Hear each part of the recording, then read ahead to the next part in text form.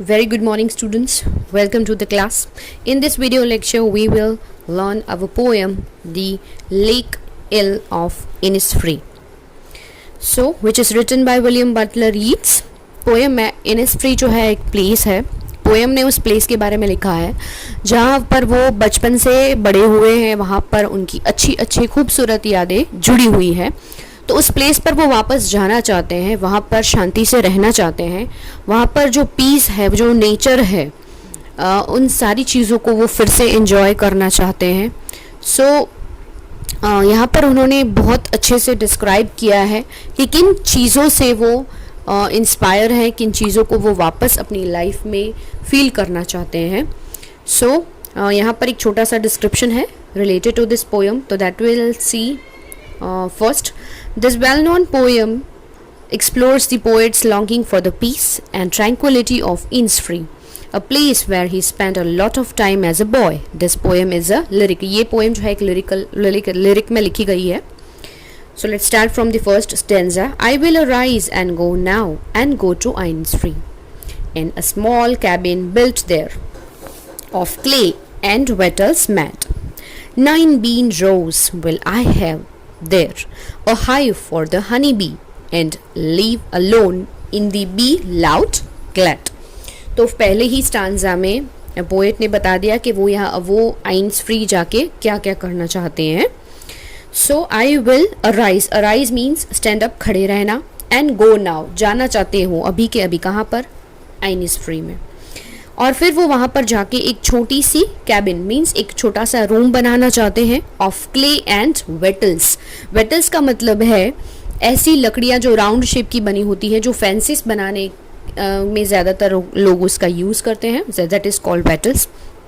तो उसका यूज़ करके वो एक छोटी सी कैबिन यानी कि रूम बनाना चाहते हैं. और वहाँ आसपास वो beans and 9 bean rows will I have there. तो फूड के लिए उन्होंने अभी से जैसे सोच के रखा है कि वहाँ पर वो बीन्स उगाना चाहते हैं, उसको छोटे छोटे उसके प्लांट्स बनाना चाहते हैं. A hive for the honey bee, और हाइव जो है हनी बी, वहाँ से उनको हनी भी मिल सकता है, तो वो भी उनको वहाँ चाहिए. एंड फिर वो वहाँ पर जाके क्या करना चाहते हैं? लीव अलोन, अकेले रहना चाहते हैं, जहाँ पर वो शांति से पीसफुली उस नेचर के जो भी पार्ट्स उन्होंने यहाँ पर डिस्क्राइब किए हैं, उन सारे पार्ट्स को वो एंजॉय करना चाहते हैं जो उन्हें शांति देते हैं. Alone in the be loud glad. Glad का मतलब है क्लियरिंग, ओपन स्पेस, एक ऐसी खुली अच्छी सी जगह जहाँ पर उनको बी लाउड मतलब बी की जो आवाज़ है वो उनको सुनाई दे. ये सारी चीज़ें उनको बहुत ही शांति महसूस करवाती है. Let's come to the second stanza. And I shall have some peace there, for peace comes dropping slow. और फिर वो वहाँ पर जाके क्या महसूस करेंगे? थोड़ी सी शांति महसूस करेंगे.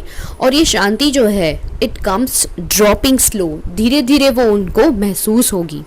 Dropping from the wheels of the morning to where the cricket sing. यहाँ पर उन्होंने बहुत अच्छे से कंपेयर किया है मॉर्निंग को किसके साथ? From the wheels of the morning. तो मॉर्निंग के ऊपर जैसे वेल्स मीन्स एक तरह का मटेरियल है जो वुमेन्स ज़्यादातर अपने फेस को प्रोटेक्ट करने के लिए लगाती है, जिसे हम बुरखे के नाम से भी जानते हैं. That is called well. तो ये जो मॉर्निंग है उसने भी वेल्स जो है उसने मॉर्निंग को जैसे कवर करके रखा है. तो यहाँ पर जैसे सुबह आप देखते हो अर्ली मॉर्निंग जब धुंधला सा एटमॉस्फेयर होता है, फिर धीरे धीरे धूप आती है, तो ये जो धुंधलापन है वो धीरे धीरे हट जाता है. सो वो भी यहाँ पर सेम चीज़ डिस्क्राइब कर रहा है. और दूसरी चीज़ उन्होंने बताई है to where the cricket sing. Cricket जो है इट्स इंसेक्ट, उसकी जो आवाज़ होती है, चिर्पिंग की आवाज़, जो साउंड है उसको वो फील करना चाहते हैं. वो चीज़ उन्हें शांति देती है. There midnight's all a glimmer. और आधी रात पर जो ग्लिमर कहाँ पर होता है? आधी रात पर आप जब जैसे ही आप स्काई की तरफ देखोगे तो आप बहुत सारे स्टार्स को वहाँ पर शाइन करते हुए देखोगे. And Noon a purple glow. और दोपहर के टाइम पे जैसे ही जो सन की लाइट आती है उसमें से जो पर्पलिश कलर का ग्लो है उसको वो फील कर रहे हैं. And evening full of the linnet's wing. Linnets का मतलब है अ स्मॉल बर्ड जो थोड़ा सा ब्राउन और ग्रे कलर का होता है, छोटी सी चिड़िया भी बोल सकते हो आप.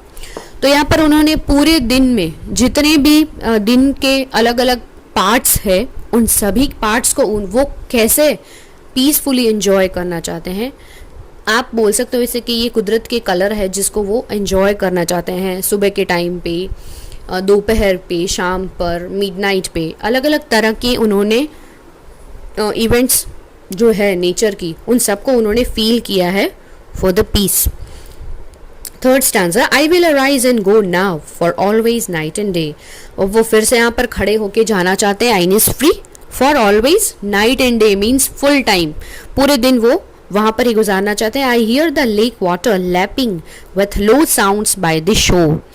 I hear the lake water, जैसे कि लेक का जो वाटर है, तालाब का पानी है, lapping means strike with low sound by the shore, जैसे तो स्लोली करके तालाब का जो पानी है वो जैसे ही किनारों से टकराता है और जो साउंड प्रोड्यूस होती है उससे वो बहुत ही शांति से महसूस करना चाहते हैं। While I stand on the roadway or on the pavement's grey, I hear it in the deep heart's core. Deep heart's core means the innermost part of the heart. Very important, very innermost. The innermost part of the heart. तो यहाँ पर वो फिर से बताते हैं कि जब भी वो किसी सड़क के किनारे या फिर किसी पेवमेंट पे भी खड़े होते तब भी वो इसी चीज़ को फील करते हैं। आई हियर इट, तब भी उनको ये लेक की जो टकराने की, पानी की टकराने की जो आवाज़ है वो उसको वहाँ पर भी फील कर सकते हैं। तो इतनी अच्छे तरीके से उनकी ये यादें हैं जो आइन इज फ्री से जुड़ी हुई हैं। तो ये सारी चीज़ों को फील करना चाहते हैं, वो अकेले वहाँ पर रहना चाहते हैं।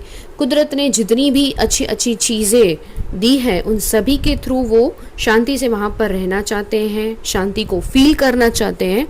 तो ऐसे पीसफुल एटमॉस्फेयर में वो रह के वापस अपनी मेमोरीज को रिमेंबर करना चाहते हैं। So here we are and our poem. I hope you enjoy and understand all the difficult word meanings. Thank you.